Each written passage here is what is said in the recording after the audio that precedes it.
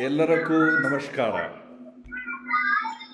My knowledge of Kannada ends there. My namaskars to everybody. Uh, I hope that in this COVID times, all of you are keeping good health and diligently following the guidelines issued by the governments at the center and in the state from time to time. Let me at the outset seek your pardon for my inability to speak to you in your beautiful mother tongue, Kannada. Unfortunately, I cannot speak in my beautiful mother tongue, Telugu, also because you cannot understand. So I was thinking of addressing, giving this Baudik in Hindi, but I was advised that some of the members attending this Baudik Varga may not follow Hindi properly. We all have one legacy that the Britishers had left behind was this English language feel good factor. Whether all of us really follow or not follow, we have a feel good factor about English. So let me use that feel good factor and converse with you in English for next half an hour or so. मित्रों, India's freedom movement had 5 important streams. One of them was the mainstream political movement. We all are aware of it. There was a revolutionary movement running parallel to it. Many revolutionaries also were fighting for India's independence. There was a massive literary movement going on. So many publications, media, literature, song, the song that we have just heard, authored by Savarkar himself, and the Vande Mataram song authored by Bankim Chandra Chatterjee as part of his Anandamath novel. So much of literary activity to stir up the nation in the cause of independence was also simultaneously going on. There was a fourth component of social reformers. From Tilak to Agarkar to Gandhi to many also used social reform as a means to mobilize Indians in support of the freedom movement. Last but not the least, saints and savants have also played an important role in a number of regions to mobilize people for India's independence movement. So India's freedom in 1947 was actually a result of the cumulative efforts of all these different streams. Although an attempt was made to project the independence as the outcome of only one movement led by Congress, the reality is that it was actually an effort, a combined effort of different forces. Not to deny that Congress had led the mainstream movement for independence under the leadership of Mahatma Gandhi, Jawaharlal Nehru, Sardar Patel, and many others. But what was unfortunate was that the many other streams were very uncharitably sidelined after the independence. Many leaders who had contributed towards India closing in on that great moment of independence were ignored or sidelined in the history. History was not really very charitable to them. I don't think it was an accident. It happened accidentally. I don't think that way. At some level, it was deliberate. The whole credit for India's freedom was sought to be taken over by some leaders, some people, thereby denying credit to many others. Today, we are going to talk about one such leader who had actively participated in 4 out of these 5 streams. Let me remind to this eminent audience that there is no other Indian freedom movement, a leader of freedom movement, who had participated in so many diverse streams for freedom in the freedom struggle. Even Mahatma Gandhi had only played a role in 3 out of the 4 movements. He was there in the mainstream movement definitely. He was he contributed profusely towards creating literature to motivate Indians. And of course, he was a major social reformist also. But he never supported or encouraged or actually appreciated the revolutionaries. But here is one leader whom we all call as Swatantraveer Savarkar, whose full name was Vinayak Damodar Savarkar, who had participated in and led at least 4 out of the 5 streams of our independence movement. He was there in the Hindu Mahasabha movement as one of the 3 mainstream parties fighting for independence. Those parties being Indian National Congress, Indian Union Muslim League, and Akhila Bharatiya Hindu Mahasabha. Hindu Mahasabha had played a very important role in the last 10 years of India's independence movement. So that way, as president of Hindu Mahasabha for 6 out of 10 years, Savarkar had played a very important role. And Savarkar's role as a revolutionary is too well known to be repeated by me again. Savarkar was essentially the initial, I would say, 5 to 10 years of his life as an adult were dedicated to revolutionary movement. Number 3, he was a literary giant. He received D.Litt for his literary contributions from at least 2 prominent universities. And he was a celebrated author in Marathi, in English, held the highest positions in Marathi Sahitya Sammelan. So he was a staunch literary personality. He stirred up the nation in the cause of independence through his literary contributions. And fourthly, a slightly lesser known facet of Swatantraveer Savarkar was his great contribution to Hindu social reform. Unfortunately, such an eminent leader of our independence movement, did not receive his due share of credit after the independence. It is really a tragedy that when the Vajpayee government finally decided to honor this great patriot of our country by installing his unveiling his portrait in the central hall of the parliament, half of the Indian political establishment, political parties of half of our Indian political firmament have decided to boycott that event. Never in the independent history did such a thing happen.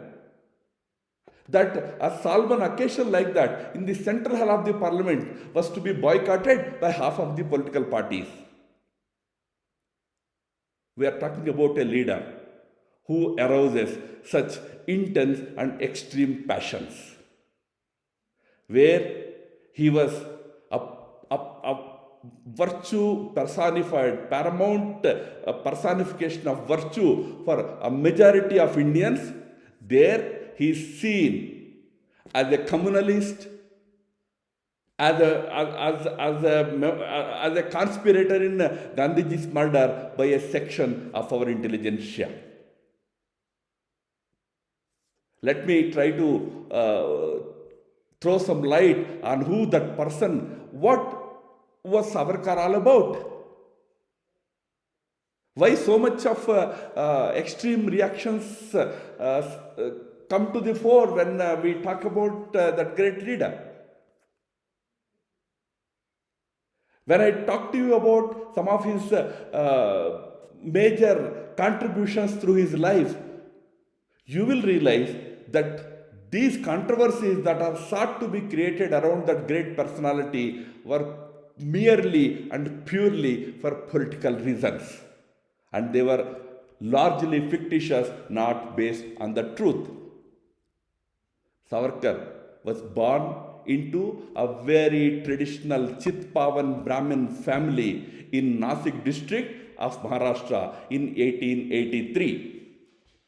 May 28th happens to be his birthday, which the country celebrates every year. 2 days ago, on 28th of May, we celebrated 137th birth anniversary of Savarkar.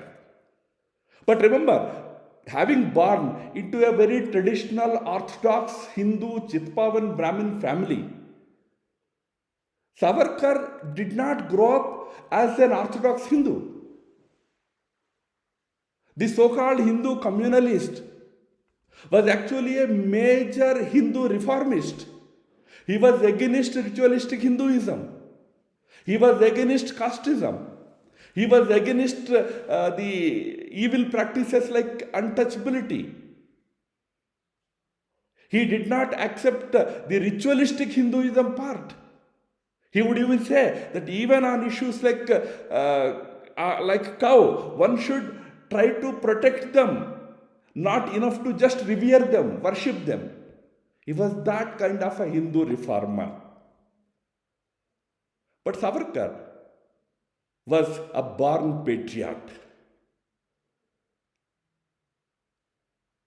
At the age of 15, he stood before the family deity and took an oath that he would dedicate his life to promoting a rebellion against the British rule. He dedicated himself to revolutionary movement against the British. As a young man studying in high school, he started a revolutionary club called Mitra Mela. This was 1898 I am talking about. A couple of years later, in 1901, he joined Ferguson College after matriculation for his BA. There, he started Abhinava Bharat, another revolutionary group. He attracted a large number of youngsters. When the Congress, All India Congress gave a call for boycott of the foreign goods in 1905 Calcutta session, Savarkar was in the forefront, using his Abhinav Bharat platform to actively promote the bonfire of the foreign goods. He was that way an active young man in the freedom movement. He went to London in 1906 to study barrister at law. Incidentally, Gandhi and Jinnah were also in London, either pursuing or just finishing their law barrister degrees. Savarkar was also there. There again, Savarkar had actively participated in the efforts for securing independence to India. In fact, Savarkar's first meeting with Gandhiji happened in 1907 at the India House in London, when they both together participated in the Vijayadashmi Utsav. But the two barristers were to take two different paths. In fact, three barristers were there. Jinnah was there, Gandhi was there, Savarkar was there. The three barristers were to take three different paths. Gandhi would dedicate himself to peaceful ahimsa and satyagraha as a path for India's independence, but Savarkar decides to dedicate himself to the revolutionary movement. Jinnah, of course, had a totally different idea about independence subsequently. Savarkar had pursued his revolutionary agenda in London. But more importantly, the literary persona of Savarkar had actually blossomed when he was in London.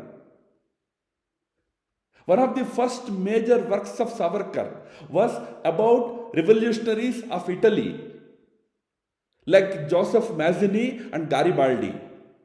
He authored his book on Joseph Maggini in 1907. It was in that year itself that he had authored a book on the 1857 movement for India's freedom. You are all teachers in this audience. That 1857 movement used to be described in our history books as the Sipahi mutiny, the mutiny of the soldiers. But Savarkar gave a new introduction to that movement. He called it as the first national war of independence. Thus, the Sipahi mutiny has been presented to the India's independence earning population as the first war of independence. So on the 50th anniversary of the 1857 revolt, where Savarkar had authored his book, his magnum opus on the 1857 war with the title The First War of Independence. In fact, a lot of tamasha happened when he authored that book. It was first published in Marathi. The Britishers got wind of it and immediately banned that book. Then friends got together and got it translated into English. The British came to know, and they realized that this book has had a lot of seditious potential. So they warned all the printers in London against printing this book. Savarkar and his friends tried to get it published from Paris. The British government had even approached the French government to ensure that no printing press in Paris would publish this book. Finally, Savarkar gets it printed in Netherlands with a cover, a fictitious cover page as Pickwick Papers. So the cover page was Pickwick Papers, inside was the book authored by Savarkar. Those books were transported by ship to India, and then they became a Bible for India's revolutionaries and young men fighting for India's independence. It was these activities that had caught the attention of the British, who arrested him after he published the book in Netherlands and shipped it to India and returned to London in sometime in the end of 1910. He was immediately arrested. Seditious charges were filed against him, and he was sent by a ship to India to be tried in India and to be incarcerated in India. What was really heroic about this man was the attempted escape from that ship which he was traveling in, from London to Mumbai. It's called SS Moria. When the ship anchored at the French port of Versailles, Savarkar made a heroic effort to escape from the British clutches. He used the porthole in the toilet of the ship to quietly slip into the sea and swim to the shores. But unfortunately, the French police did not cooperate. As a result, Savarkar was again rearrested, sent to India. End of 1910, he was given a punishment for life. This was in December. Those days, life imprisonment meant 25 years in jail. But 1 month later, the British had found another reason to give him another life sentence. They said that the Minto-Morley reforms, which had proposed to create separate electorates for Hindus and Muslims, were being opposed very staunchly by Savarkar, and Savarkar was provoking the Indian, freedom fighters to revolt against the British, opposing the Minto Morley reforms. So he was slapped with another life sentence. Together, he was awarded life sentence for 50 years. Friends, remember, he was 27 at that time. He was to languish in jail until he turned 77. 50 years in jail. He would only have come out in 1960. There was, in 1910, there was no hope of the British rule ending anytime soon. And Savarkar was sent to the death hole of the imprisonment called the cellular jail in Andamans. He was confined to a solitary cell. He would not see anybody. He would not have any communication with, forget about the rest of the world, even with his own jailmates. Do you know that around that time, when Savarkar was given this life imprisonment, Savarkar's elder brother, Babarao Savarkar, Ganesh Savarkar, was also imprisoned and given life sentence. He was also sent to cellular jail on another charge of murder of a collector, British collector in Nasik. It was a false charge. But for 2 years, both the brothers were in the same jail, but they did not even know that they were there. Both of them were there. Those were the kind of conditions in which Savarkar was kept. Savarkar pursued his literary activity. He used to write on the walls of his cell with charcoal.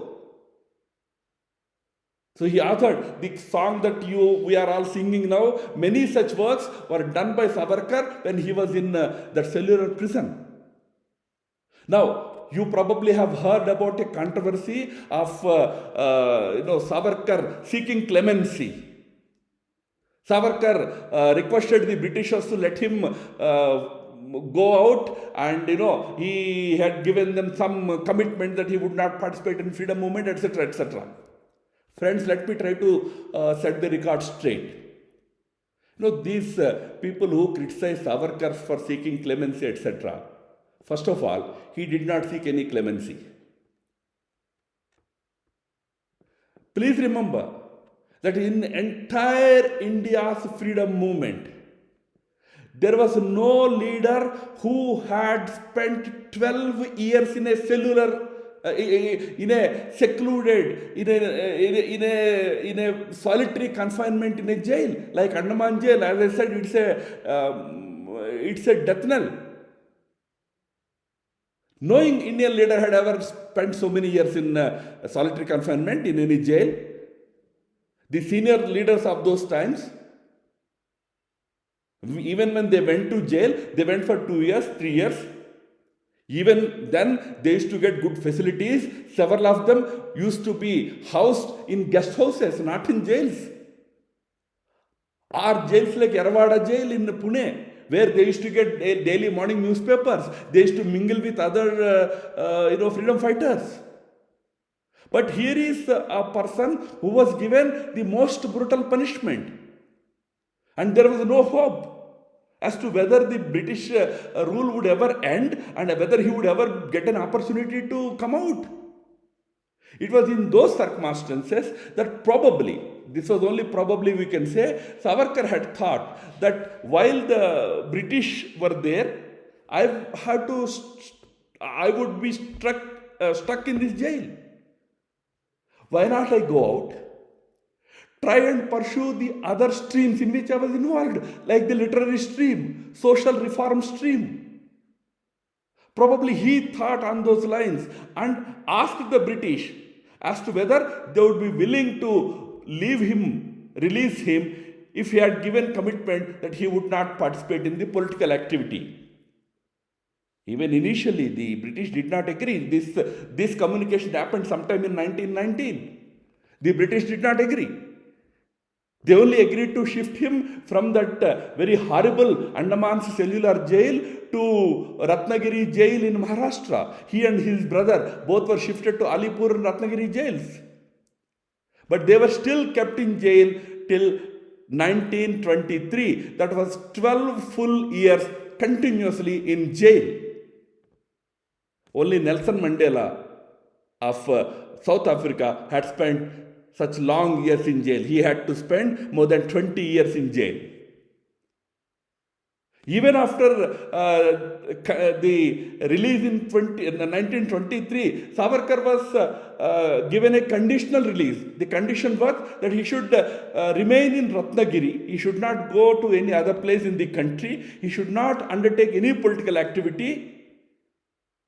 It's a jilabandi. Even in those circumstances, Savarkar continued his literary pursuits and his major Hindu reformist movement. So we must understand, when those who come and humiliate, insult Savarkar, that he sought clemency. It was not clemency. It was a realistic approach to pursue the mission in a different way. So Savarkar came out, and one of the first persons to meet Savarkar was Dr. Hedgewar, the Sarsanghchalak of RSS. RSS was not yet started. In 1925, Dr. Hedgewar went to Ratnagiri and had detailed discussions with Savarkar about Hindu Sanghatan, because Savarkar then, after the release from the Ratnagiri jail, he decided to dedicate himself to Hindu Sanghatan, Hindu reorganization. So Dr. Ji had long discussions with him. Learning about Savarkar's major social reform initiatives, Mahatma Gandhi specially traveled to Ratnagiri in 1929 and held a meeting with him. Subhash Chandra Bose travelled to Bombay in 1941 to consult Savarkar before going abroad and pursuing his revolutionary movement, take Savarkar's inputs, advice and encouragement. So Savarkar had not left this independence movement. Instead, he was pursuing it in a different way. In his own different streams, he was pursuing the struggle for India's independence. He had very good opinion about Ambedkar, because he and Ambedkar both wanted the humiliating situation in which India's oppressed classes, the Dalits, the scheduled castes were living, to be ameliorated. They were brought out of those situations. Savarkar had great liking for Ambedkar. In fact, in 1929, Ambedkar made a visit to Ratnagiri. Savarkar was so enthused that he actually organized a major program of social harmony to be addressed by Ambedkar. Unfortunately, Ambedkar could not address that meeting. He had to rush back to Mumbai for some other urgent meeting that had come up. When Ambedkar gave a call in 1935 that the Dalits should leave Hinduism and look for some other religion, Savarkar was the first to tell Ambedkar not to be in a hurry. He told Ambedkar that, like you, I also feel very bad about the situation of the Dalits in this country, scheduled castes in this country. But give me 10 years. We will try and change the situation. Ambedkar respected Savarkar's words. Not 10, Ambedkar gave 20 years. He waited till 1956 to see if any major change takes place or not. So Savarkar's whole dedication was, on the one hand, develop a good ideological basis for this freedom movement. So he pursued literary activity to create a sound ideological basis. And that basis he found in Hindutva, which he started authoring and articulating after he came out of the Ratnagiri prison. And for him, Hindutva meant not against any community, not against Muslims, not against anybody. For him, Hindutva meant the soul of this cultural nation. In fact, if you happen to read his book 1857, First War of Independence, in that he clearly states that the golden era in India's independence movement was 1857. Why? Because Hindu and Muslim Sipais had fought the war together. So he never had any antipathy for any community, but he wanted that the soul of this nation be made the motivating driving force for this country's future progress and prosperity. He finally, in fact, one of the major social reform movements he started was the starting of Patit Pavan Mandir, in which entry of all castes, all sections of the people was made, mandatory. It was an open temple. It was established in 1930 by Savarkar in Ratnagiri. That temple still exists. So he was involved through social movement for the independence movement to progress. In 1937, finally, for some different reason, the British had agreed to lift the curbs on Savarkar. Savarkar immediately plunged into political activity. As soon as the lifts on political activity were curbed in 1937 itself, he plunged into the activity. He became the president of Hindu Mahasabha again. For 6 years, he led Hindu Mahasabha. He used to meet viceroys. Viceroys used to consult him on par with Gandhi and Jinnah. He was considered as an important voice of India's freedom movement. Savarkar was very categorical that India cannot be and should not be divided, should not be partitioned. And, Hindu-Muslim unity cannot be at the cost of partitioning of India or cannot be at the cost of Hindu suffering. It has to be that all of us live like one community, one family. He used to toe that line. He would always even warn Gandhiji when, when the Muslim League issued final ultimatum that we want India to be partitioned. Savarkar tells Gandhiji, please tell the League, please tell Jinnah, if you come, with you. If you do not, without you. If you oppose, in spite of you. You tell him, meaning, if Muslim League comes with Congress, okay, together we will fight for the independence. If you do not come, we will fight independently and secure independence. But if you oppose, if you try to obstruct, in spite of your obstruction, we will throw you out and we will throw out the British. Tell the Muslim League strongly. But it's another matter. Gandhi felt that there was no need for such harsh approach. We can persuade, we can plead, and we can please the Muslim League. He continued those efforts. What ultimately happened, we all know. So he continued to remain as an active leader in the freedom movement. And already he was a literary giant. I mentioned to you, he was awarded a D.Litt by Nagpur University. He was there all over the country, from Kamrup to Kashmir to, Mumbai and Goa. Everywhere he was regarded as a major literary leader. He was shining on the horizon of Indian political firmament when India's independence came. Post the independence, he would have emerged as one of the major mainstream leaders of India's polity. But something very unfortunate happened. Maybe I should mention about it in a few minutes and end my speech for you to understand what happened to Savarkar actually. Mahatma Gandhiji's unfortunate murder happened on the 30th of January 1948. RSS was implicated on 4th February.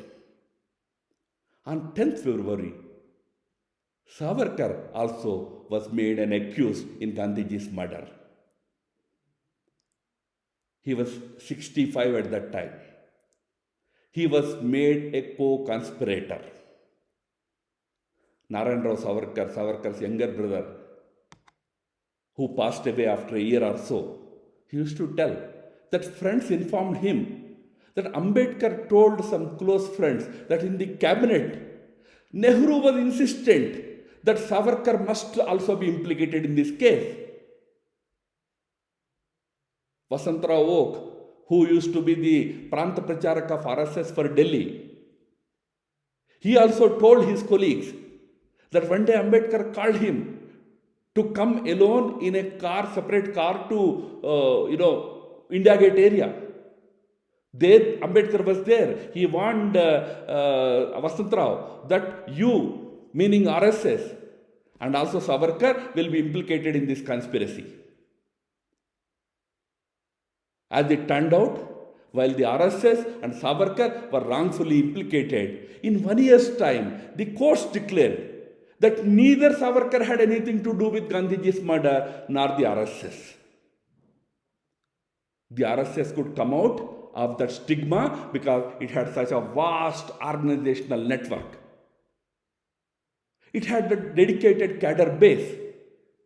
But unfortunately for Savarkar, after that stigma, he could never come back in his real elements in the political activity of the country. He tried to revive Hindu Mahasabha, but he did not succeed. And age was taking on him. He was already 66, 67 by the time he was released from the jail. So a great patriot, great leader, was very unceremoniously, in a very conspiratorial manner, subjected to a huge humiliation and a stigma. And the stigma remained with him. The Congress, certain elements in Congress, I don't blame all the Congress elements at that time. In fact, people like Sri Prakasha, tall, towering leaders of Congress, who used to be the Chief Minister of Mumbai province, they used to have great respect for Savarkar. But there were people, Nehru and his followers, who had spread lot of canards about Savarkar, and of course communists were anyway there. They branded him as a communalist, Hindu communalist on one hand, and a conspirator in Gandhi's murder on the other. Both were total lies. And perpetuating these lies, they stigmatized his life post the independence. 1965 war was the final nail in the coffin. When Indo-Pak war happened in 1965, the war began in August, it continued till September. Indian forces had almost reached Lahore. Just 8 kilometers away from Lahore were the Indian forces standing. Savarkar came to know about it. He was hugely thrilled. He told his companions that, look, in my lifetime, I'm again going to see Akhand Bharat. India is going to become one again. India and Pakistan will merge as Akhand Bharat once again. Our forces are already in Lahore. But came 23rd September. Indian government had declared that Indian forces would do a grand retreat. Meaning, in a very majestic way, we will come back. It came as a rude shock to Savarkar, who was a worshipper of Akhand Bharat. He never accepted the partition of India. So that day, he fell ill. When he heard that Indian forces were asked to come back, he fell seriously ill. He never recovered. He refused to take medicines. He said that there is no purpose in my living anymore. Nobody is there to listen to me. And my ambition, my dreams are never going to come true in this kind of a situation where you come back and say that it's a grand retreat. There's no purpose of my living anymore. He refuses to take food, refuses to take medicine. When the family and doctors try to give medicine by mixing it in water, he says, I will stop taking water also. Finally, he leaves his life. It was 1966 February. On the 26th, The RSS Swamsevaks, about 2,500 of them, were there in full uniform to pay the last respects to that great patriot, great leader, who had contributed his entire life to the welfare and well-being of this nation. We were there, our Swamsevaks were there to pay the last respects, together with lakhs and lakhs of citizens, all paid their tearful homage to that great leader. Friends, when you remember him on this day, on his birthday, remember that he was not just a revolutionary. He was a multifaceted leader. You do not come across any single leader in the entire freedom movement who had such different facets of activism. He was a revolutionary. He was a literary giant. He was a social reformer. He was a mainstream movement leader. He was for United India.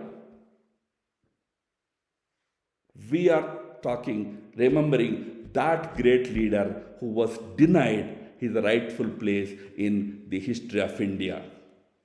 My pranams to all of you. Dhanyavad.